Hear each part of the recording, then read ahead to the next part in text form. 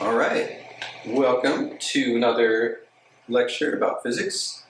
This is going to be the last lecture in this part of the course, so wrapping up our discussion of mechanics, or how things move generally. And we're going to wrap it up with projectile motion and talk a little bit about satellite motion, or orbits.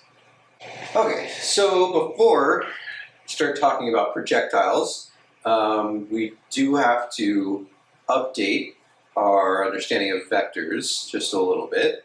And the reason being is that so far, when I've told you about vectors or shown you things having to do with vectors, we've really only dealt with vectors that are purely horizontal, meaning they're pointing left or right, or purely vertical, meaning they're pointing up and down. You probably could imagine that there are vectors, a great many other vectors besides that, that don't just point to the left or to the right, or point up or point down, but they point to the side, at an angle, at all kinds of angles, right? And even that's just in a 2D, right? Just in a flat surface. There's also angles that point out, point all the way around. So there's this whole three-dimensional thing going on that we haven't really touched on. We've kind of only talked about binary, left and right, or up and down. So yeah, so those are the kind of vectors you've been looking at before. And the good thing is that we're still only going to talk about 2 dimensions, so up, down, left, and right. But it turns out that all vectors in that up, down, left, and right, that 2-dimensional plane sort of world, are made up of some amount of vertical component and some amount of horizontal component. So we kind of already have the machinery to think about any vector we want in terms of its vertical and its horizontal components, or how much that vector points vertically and how much it points horizontally. So as an example, we have, say, like a vector indicating an amount of force. Right? Force is a vector. I can draw an arrow to indicate that amount of force. And remember that, the direction is the direction the force is being applied. The length of the arrow tells you how large the force is, the amount of the force. So if you have a vector, it's pointing off at this upwards and to the right sort of angle. Like I said, it turns out you can always think about vectors in this plane as being made up of vertical and horizontal components. So the way that you do that, or you figure out how much of that vector is vertical and how much is horizontal, is, well, there's a lot of ways to do it, but one way is you imagine projecting this vector onto a vertical line and a horizontal line. Right? So if I take my force vector, right, pointing off like this, then if I want to figure out what the vertical component of that force is, I imagine like a line or a wall, sort of vertical wall that hits up with the base of that force vector, and then imagine shining a light straight at that force vector. Right? So if you shine at the force vector, that vector, that arrow, is going to cast a shadow on our wall here, and the height of that shadow, right? That's if it comes straight, the light comes straight at, it's going to cast this shadow like right here. The height of that shadow is the vertical component. That's how much of that force is vertical. Right? So in this case, we're showing a little dotted green arrow. That's how much of the force is vertical. And then the same sort of thing is if you take that force vector again and you instead imagine a kind of floor, putting a floor underneath it, a horizontal floor, and you shine a light directly downward onto that floor, you're going to cast a shadow, right? Cast a shadow, and the length of that shadow is the amount of the force that's horizontal. So just like here in that green arrow right there. Right? So you can do this with any vector. And again, this is only in 2 dimensions, vertical and horizontal. If we get to 3 dimensions, we won't get to 3 dimensions, but if you do go to 3 dimensions, you have like a sort of into and out of this picture. The same sort of thing applies, right? You just project onto that third direction, and you can get all 3 components of the vector. And again, or beyond that, it's not just a force, right? I just used a force vector as an example. Any vector can do this. So the vector for an object's velocity, for its momentum, for its acceleration, any vector. Why is that important? The main reason that it's important that you can break down vectors into their, say, horizontal and vertical components, and any vector you can do this, is that the components of a vector that are perpendicular, so we have a vertical component, is at 90-degree angles to the horizontal component, right? And when you have vector or components that are perpendicular to each other, those components are what we would say they're independent of each other. So you can change the vertical component, say, of a vector and not affect its horizontal component at all, right? Or you can change its horizontal component and not affect its vertical component at all because they're independent of each other. In this picture here, or these, different pictures, we imagine having like a block of stone or something like that, and say you have like a rope tied to the stone and you're trying to pull on that rope, right? You want to drag it along. And say it's a very, very heavy stone, you're never going to lift it off the ground, but you might be able to drag it. So if you want to drag it along, the only way you're going to actually drag it along is if you apply a horizontal force.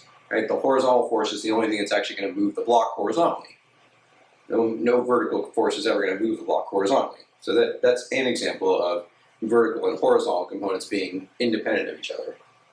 But beyond that, you can look at just applying a force. So say like in the upper left image here, you start out, maybe you have a rope attached to this stone, and you're pulling up and to the left. Right? So the fact that these components, these vertical and horizontal components, are independent of each other means that none of that vertical pull that you're doing has any effect on moving the stone horizontally. It's only the horizontal amount that you pull that's actually going to cause that rock to move. And if it's enough to overcome static friction, will cause that rock to then accelerate. So if you move from that picture in the top left, the one below it, sort of going counterclockwise here, then that's a much better application of force. If it's the same amount of force you're pulling, then instead of pulling this up almost like at a 45-degree angle, if you pull almost horizontally, then now we look at the components of that vector. The vector is almost entirely horizontal. There's only a small vertical component, right? Meaning all that force that you're applying, most of it is going into the pulling horizontally, so you're actually going to move that block more, right? Or you're going to accelerate it more. And sort of the other extreme, or keep going in the opposite direction to extreme case, if you pull vertically entirely, right? If you try to pick up, like I said, this stone, you're just not going to pick it up. It's just too heavy, but we could slide it. So if you try to pull this way straight up, that vector now has no horizontal component, right? You try to imagine projecting a light down onto that vector, there's no shadow it makes on that this horizontal floor here, right? So that vector is entirely vertical, and there's no way it's ever going to pull the block horizontally. And one more example is just like, not quite as extreme as a vertical one, but if you're pulling almost vertically, again, you can look at the horizontal and the vertical components of that vector, and most of what you're doing is pulling vertically. You're not really pulling horizontally very much. In fact, it might not even be enough to overcome static friction to get that block to move. So yeah, so what you do, or what's vector, the components of vector is made up of, are independent of each other, as long as we're thinking about just horizontal and vertical components. Components that are at 90 degrees to each other. All right, so why is that important? Here, well, now we're talking about projectile motion. So projectile motion is essentially like throwing a baseball, and not necessarily thinking about somebody pitching a baseball, because those times they're pitching it fast enough that it almost doesn't seem to arc at all. For the most part, we're talking about tossing a ball up in the air, comes back down, or maybe think about underhand tossing it. Any kind of motion like that. And even the baseball, even the pitcher throwing the baseball, it does go down a little bit, but it's going so fast horizontally that it doesn't drop down very much at all before it reaches the catcher. So right, if you do throw a ball, say up and to the right here, we could draw a vector at any point that represents the velocity of that ball, and just after it leaves your hand, the velocity of that ball might look like that, right? It's moving at certain speed, and it's moving up and to the right.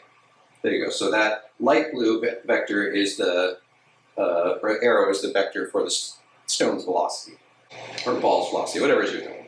And again, you can imagine if you place a horizontal sort of wall, I keep mixing it horizontal. If you place a vertical wall right at the base of that vector and project that vector onto that vertical wall, then we'll get the vertical component. So that's the that vertical blue arrow is that vertical component of our velocity. And same sort of thing on a horizontal floor, project that vector down and we get, it just has a much smaller horizontal component to its velocity. So now these two things, I don't know if I can, yeah. So that's the vertical component, that's the horizontal component. And together, well, they're components of a velocity vector that looks like that. Right? So that's the picture here. And so projectile motion in general, it combines vertical and horizontal movement. So this is why we need to talk about vectors in a little more detail. And question you can think about now, and we'll get to in just a little bit, is which component of this velocity vector for the stone does gravity act on? Right? Gravity accelerates objects, that acts force on objects, so it accelerates them, meaning it changes velocity. But which of the components will gravity act on?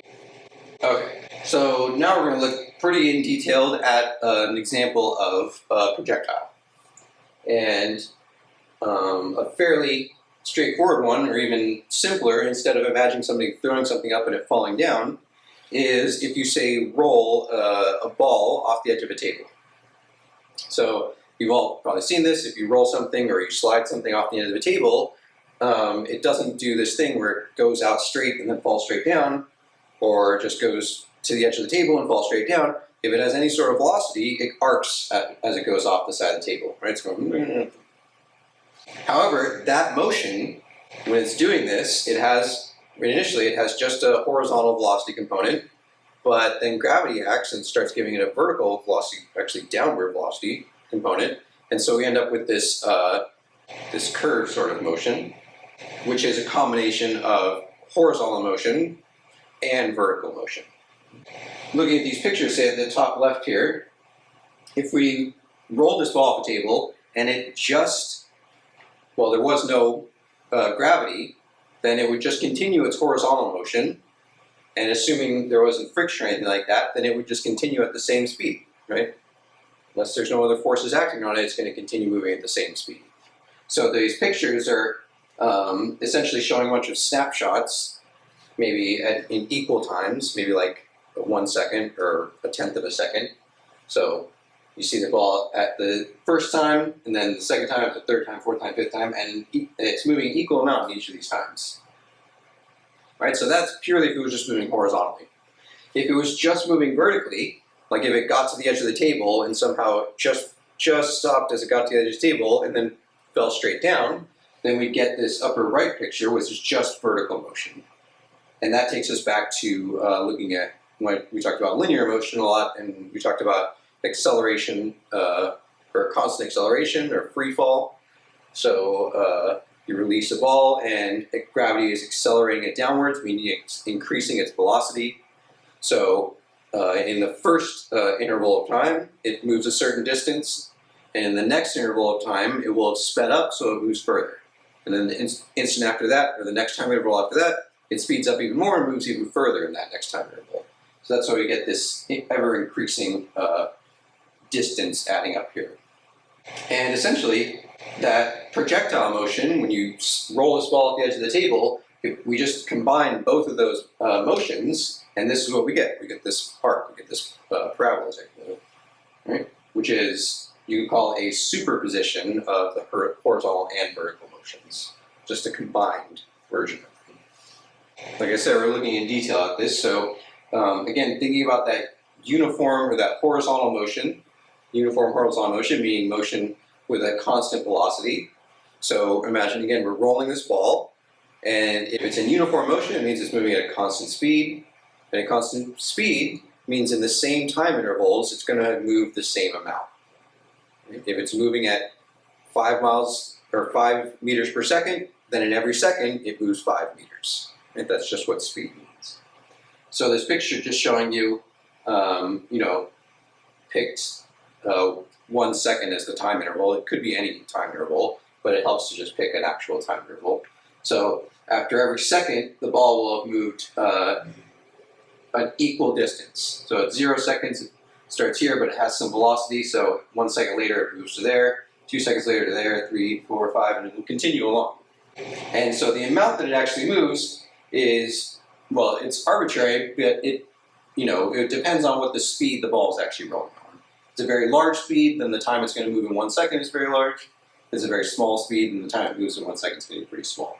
So that's not all that important in general. It's just the fact that it moves in equal distance in equal time intervals. Okay, so that was the horizontal movement. What about the vertical movement? Right? So this is really just going back to that, again, that linear motion, when we talk about linear motion, and specifically about accelerating downward. Right? So if you start out, you have a ball and it's not moving at all, and then you release it, gravity is pulling on it, so gravity is accelerating it downward, and accelerating means it's increasing its velocity. So it starts out at 0 velocity, and then gravity starts to pull it down. After 1 second, it will be moving at a certain speed, technically at 10 meters per second, because gravity is accelerating at 10 meters per second every second. So 1 second later, it will have moved a certain distance. 2 seconds later, it will have gone even further, again, because it's accelerating. So it's going faster and faster in each of those time intervals. So in the first second, we move only this far. In the second second, we'll move that far because we're going faster. In the third second, we'll have gone that far because it's moving even faster. Fourth second, even faster. Hopefully you get the picture. So the actual distance that it travels after a given amount of time, if you remember, was given by this formula. The distance traveled is 1/2 the acceleration times the time squared.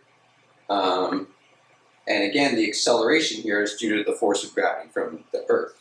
And that acceleration, like I mentioned a second ago, is 10 meters per second per second. Just to recall that this is where that vertical motion, that free fall motion is coming from. We've talked about it before, so hopefully you remember. All right, so putting that back together again. Now we're imagining taking that ball, rolling it off the edge of a table, and again, that motion, once it gets off the edge of the table, and it can start to move vertically as well, not just horizontally, then we get a combination of horizontal and vertical movement. So remember that horizontal movement is moving equal amount of time, or equal distance in equal times, and that vertical movement is moving further and further every time interval. So like at 0 seconds, say, the ball just leaves the tabletop. 1 second later, it will have moved horizontally the same distance it was moving before, whatever that horizontal distance is. And then it will also have moved vertically that same distance we talked about if it just dropped straight down. Right? So you combine those together, that horizontal movement and that vertical movement, and we get there where the ball is right there after 1 second. And again, I'm using an actual time interval, but the time interval is sort of arbitrary. If it was less than 1 second, then the actual distances might be shorter, but sometimes it helps to use actual numbers. So in 1 second, this is as far as it will move. And that also corresponds to the vertical distance I drew on here, even though this would be a very high table because it's at least 45 meters off the ground. So there's a little bit not to scale or anything like that, but hopefully you get the picture. If you don't, you better ask me questions about it. Right, so after 1 second, it moves this far horizontally, that far vertically. After 2 seconds, it'll move the same distance again it did horizontally, right? So another same distance horizontally, because that horizontal speed isn't changing. But again, vertically, it will move even further because it's accelerating downwards. It's moving faster and faster and faster downwards. Right? So the same movement horizontally, more distance vertically, we get down to where it is at 2 seconds here. And finally, after 3 seconds, it will move horizontally the same amount again, but now even more vertically. So we get all the way down here to that 3 second ball. Right? So that's why it's doing this sort of this arc. Technically, this is we call it parabola. And in case you hadn't answered that question yet about which component of gravity is acting on the velocity, right? You could draw the velocity of this ball at each moment, right? Right to begin with, just as it goes off the end of the table, it looks like this. After 1 second, it still has that same horizontal component, but now it has a vertical component, so the velocity kind of looks like this now altogether. And then after 2 seconds, it still has that same horizontal component, but it has even larger vertical component, so now the velocity is kind of like this. Right? Keeps going along like that. It's a good time for a question, I think. If you have, say, a cannon at the top of a tower, and you somehow set it up so that right as you fire the cannon, right as the cannonball leaves the cannon, Another mechanism also drops a cannonball just off the back of the cannon, right, or off the side somewhere. So if you're able to set that up, and one cannonball is fired just as the other one is released and falls down, which one's going to hit the ground first? So take your time and think about that. Hopefully give an answer.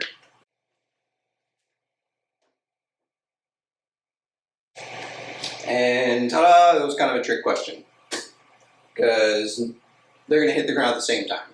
As odd as it might seem, that's just how it is, right? And the reason is because right when you release the one cannonball and you fire the other cannonball, right at that first instance, neither of them have any vertical velocity, right?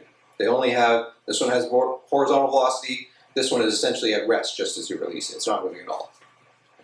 So if it's going to move horizontal, or if it's going to move vertically, the only way they either of them change their vertical velocity is due to the acceleration of gravity, due to that force of gravity pulling them both down. And gravity acts the same on each of them. And again, just because this one has a horizontal component doesn't mean gravity acts any differently on the vertical component, right? So this one keeps moving to the side, but it falls the same way that this one does.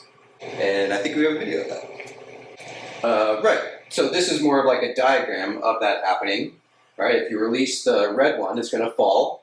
And again, the way that its vertical movement is changing, or the way that its vertical velocity is changing, is just due to the acceleration of gravity.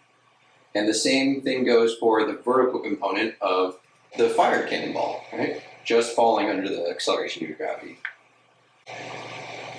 So yeah, so let's check out a video of this happening. So you see a couple different motions, pretty darn good, right? One goes off, one's released. You see this, the one being fired off is going to the side, but it's moving downward at the same, has the same downward motion.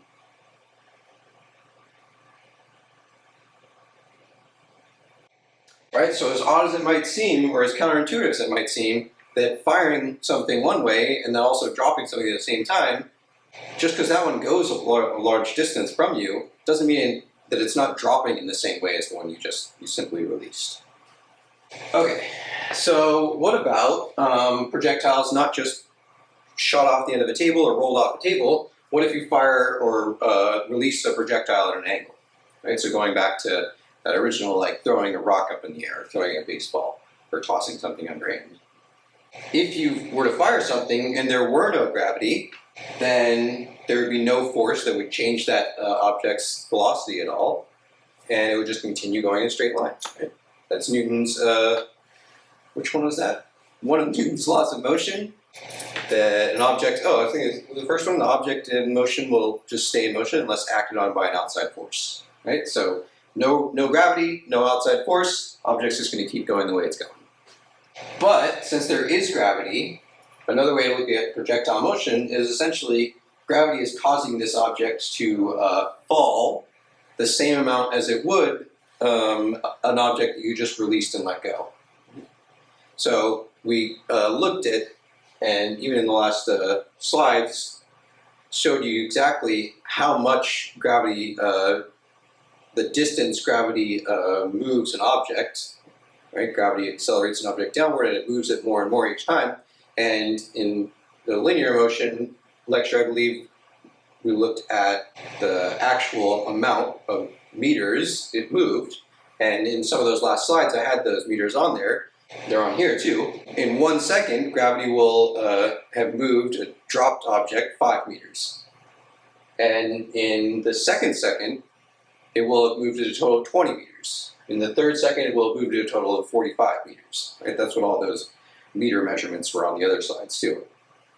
So essentially, if you look at a shot object, or an object that's projected out, instead of going along that straight line, after 1 second, gravity will have pulled it down 5 meters.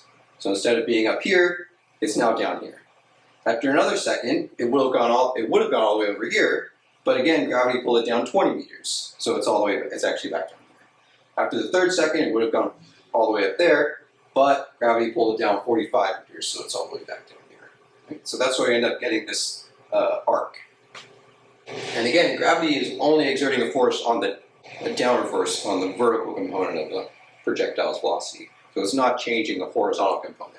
This cannonball being fired is still moving the same speed horizontally in the end as it was when it started, assuming air resistance is pretty minimal. Okay, so I mentioned the term parabola a couple of times, but essentially that's just a name for the kind of arc that happens when you shoot something off and you create a projectile. So the way that you get the full arc is instead of just looking at something flying off of a table, we look at it when it first gets thrown up, and, well, in a very simple way of putting it is that the motion that it does as it's falling, on the one side we looked at in a lot of detail as it falls off the table, is the exact same motion, essentially mirrored, if you were to have thrown it up just to the tip of that table. So if you were to toss it up just to the tip of the table, then we get that same arc coming down. Right? So gravity is acting the same way the whole time. So if you throw it up, gravity is actually accelerating it downward, so it's slowing it down. So that's why when you go from the first to the second to the third to the fourth, gravity is decelerating the object because it's moving upward. So it's slowing its vertical motion down. So in the first second it goes pretty far, but in the second second it will be going slower, so it won't go as far. And in the third second it will slow down entirely and it reaches its peak right at the end, right? And then in the fourth second, we now have it coming back down. Gravity is actually increasing its speed downward now. And so we go a little bit distance, and then the next second, gravity is accelerating even more, so it's going even faster to go further, faster to go further. So we get this mirrored sort of thing. And, well, this is exactly what we would call a parabolic arc. Okay, so not to beat on this point too much, but it's going to be very important in a second. So just to remind you that if you throw an object, regardless of how you throw it, if you throw it straight horizontally, if you throw it upwards, throw it up at an angle, right? Gravity is acting on the vertical component of that velocity in the same way regardless of how you throw it. Which means that, well, if you throw it across, if you throw it upwards, instead of going the way they would have gone, like in this picture, if gravity wasn't there, the ball would have just gone straight across. The person's throwing it straight out, so it would have just gone straight across.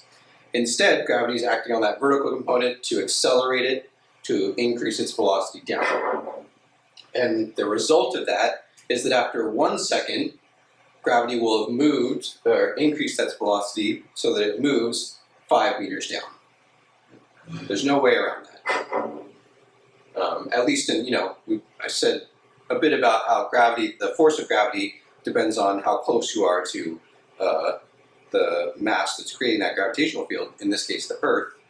So the Earth's gravitational field is pretty constant all over the surface, and it decreases as you move away from the Earth, but you have to go pretty far before you get a noticeable change. So for all intents and purposes, it's the same anywhere you are on the Earth's surface, and even if you're on a very big cliff, it's still accelerating in the same way.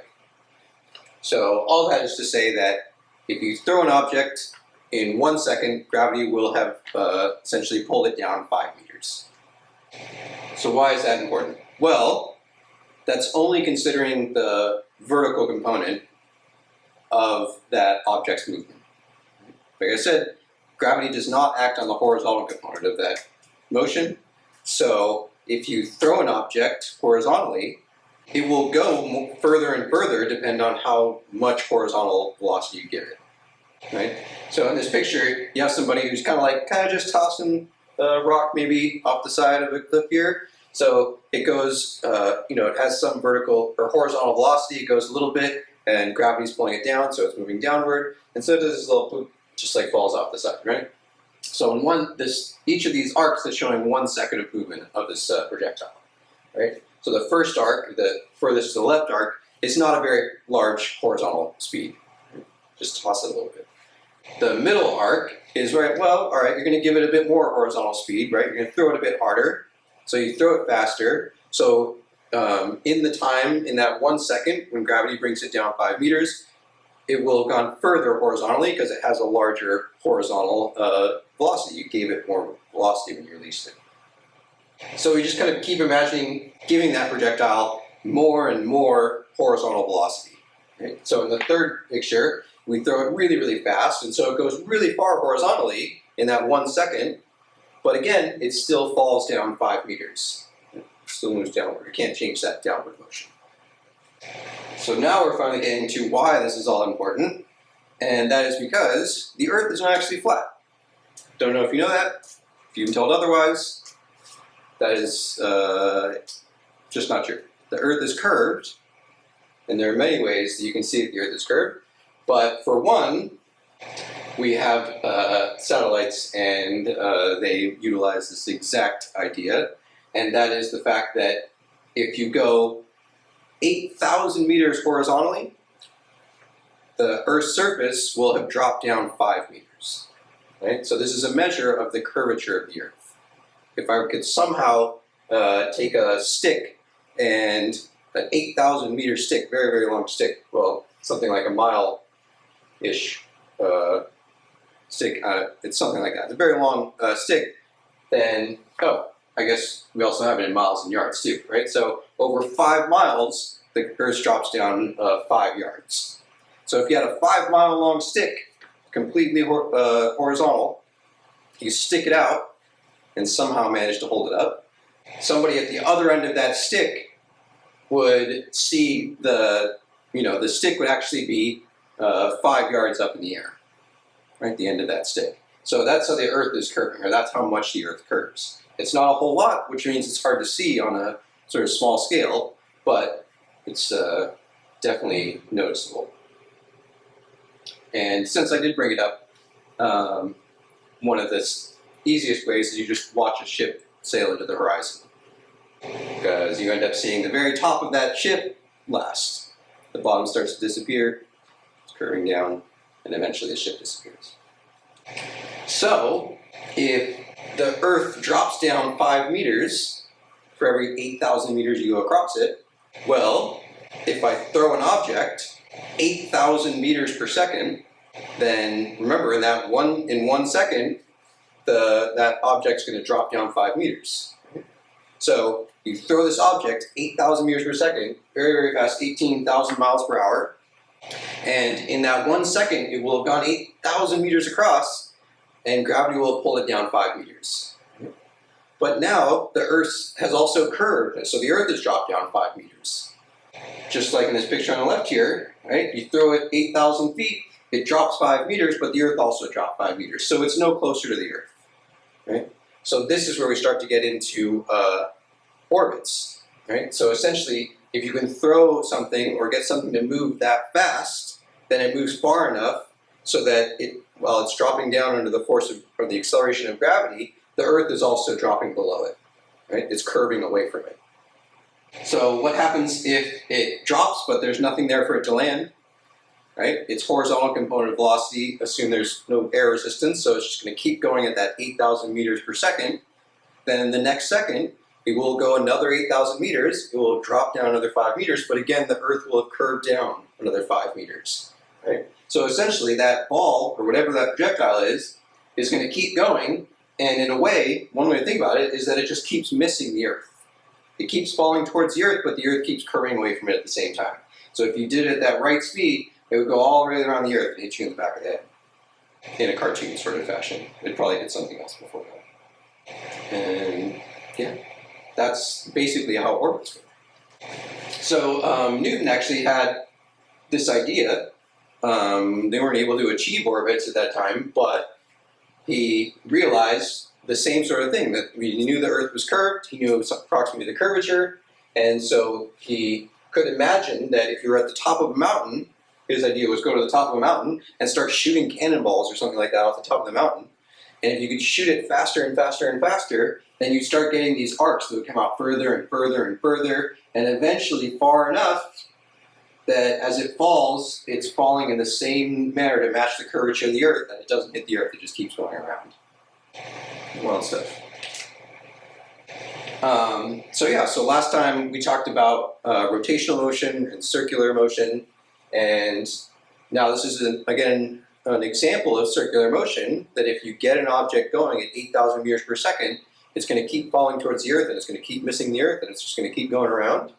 Right? So it's going to keep going around a circle, and if you recall, for an object to continue moving in a circular path, there needs to be a centripetal force, a center-seeking force, that points towards the center of that circle. Okay? And that's gravity. Right? This satellite is now going around, and it's constantly being pulled towards the center of the Earth.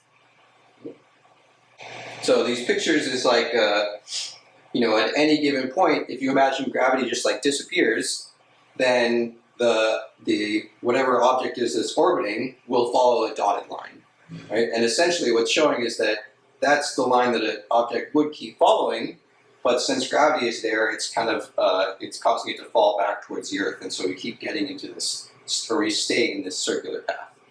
It's the effect of this centripetal force.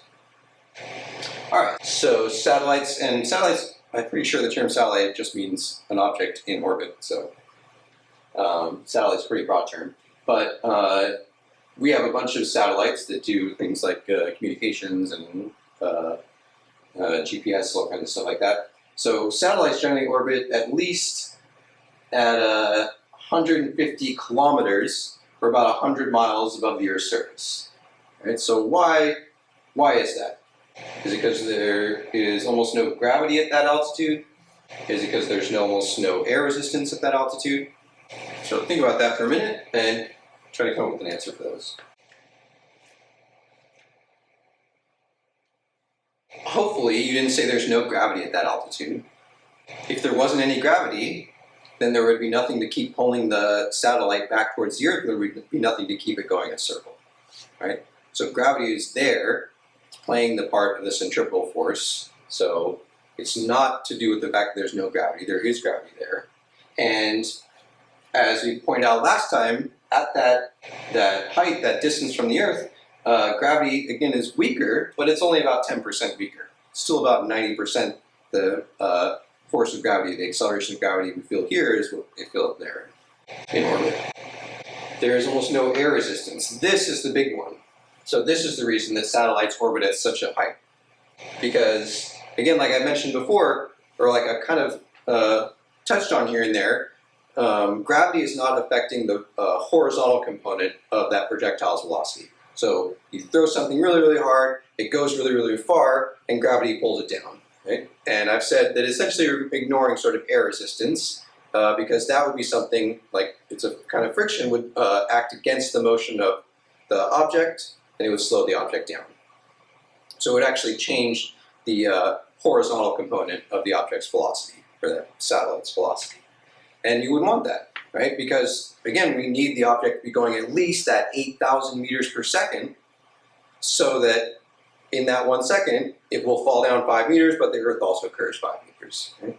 And if you slow down more than that, then we're getting back to the case where it falls down 5 meters, but it will only have gone less than 8,000 meters now. So it's actually getting closer and closer. It gets closer to the Earth and eventually crashes back into the Earth. Right? So we need to go at least at 8,000 meters per second. And it makes it much easier to maintain that when there's very little air resistance. Up at 100 miles above the Earth's surface, there's very little air, there's very little air resistance, so you really don't need much to keep an object going at whatever velocity you get it up to. There is some air resistance, so that's why satellites and things will have thrusters, so they can basically expel some gas in one direction and speed themselves up a little bit to keep going at the rate that they need to be going. All right. So I've mostly just been talking about circular orbits, right? Perfectly circular orbits. And that is that if you get at that, exactly at that 8,000 meters per second, then you're going to be in a perfectly circular orbit. Very difficult to get an exactly perfectly circular orbit. Anything less than that 8,000 meters per second means, like I said, you're going to crash eventually back to the Earth.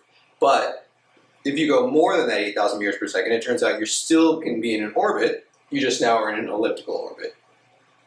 So instead of being at a constant distance from the Earth and constantly falling the same amount and constantly missing the Earth because it's curving away from you, you're in an elliptical orbit where at some points you're closer and some points you're further away from the Earth.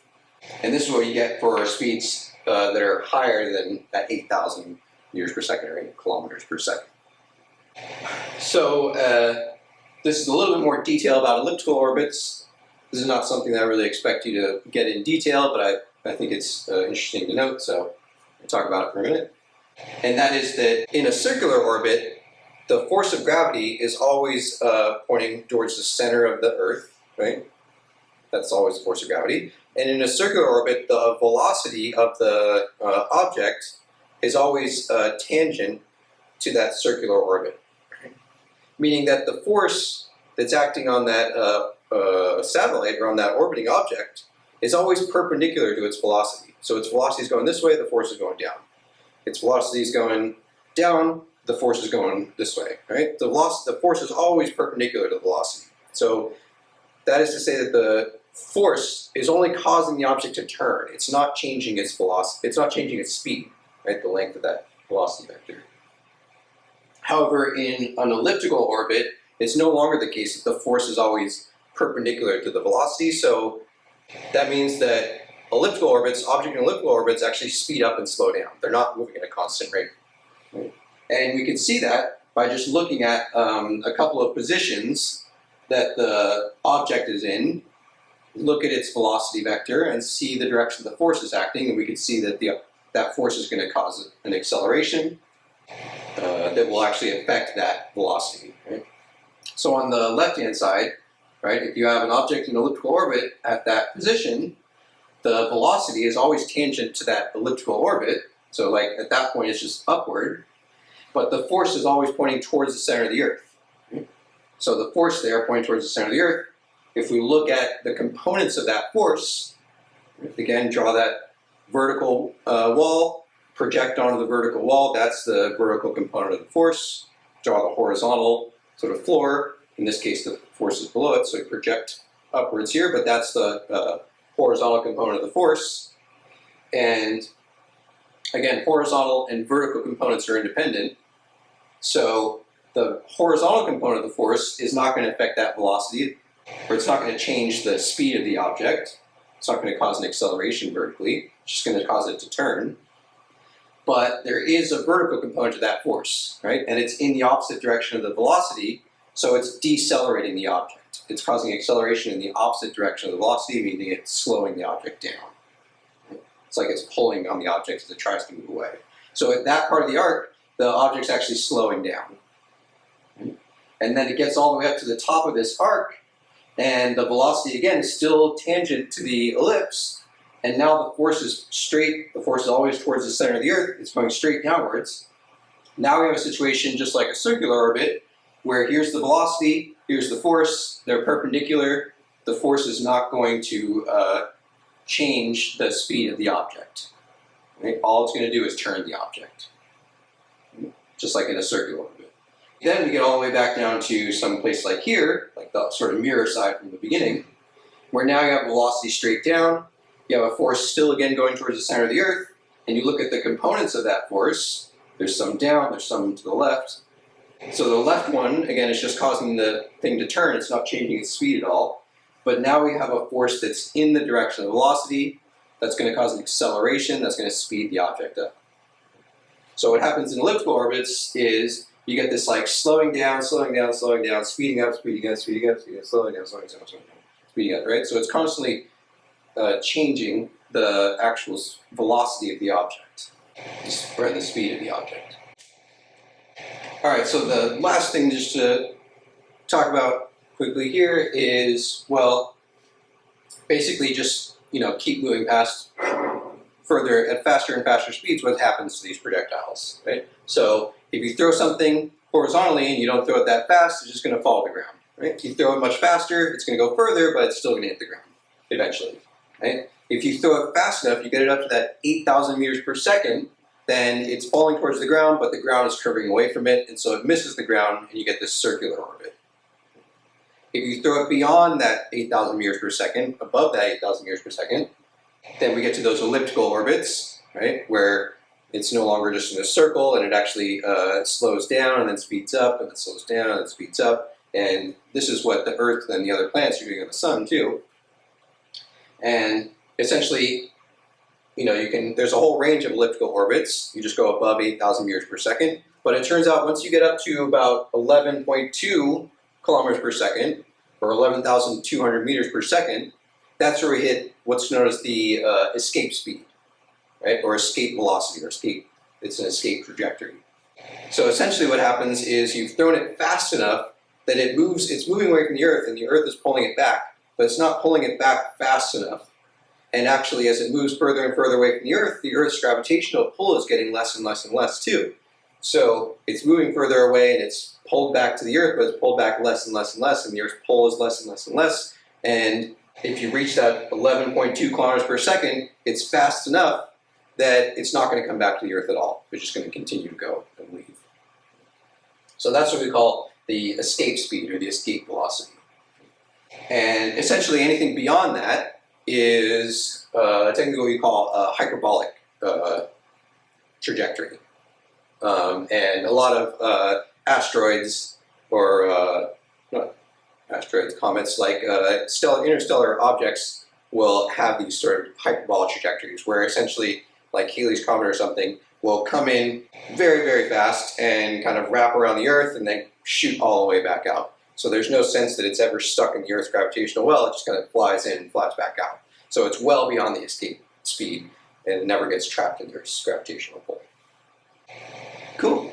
So that's it. That's all I got for projectile motion, and that means that's all I got for mechanics. That is the end of part 1 of this course. The longest part of the course, by the way. The other parts are a bit shorter, but there's a lot to go over here. So I hope you enjoyed these and rewatched if you were confused, and sent me questions if you had any questions, or kind of the office hours, all that good stuff. And I guess good luck on the test, the exam. See you later.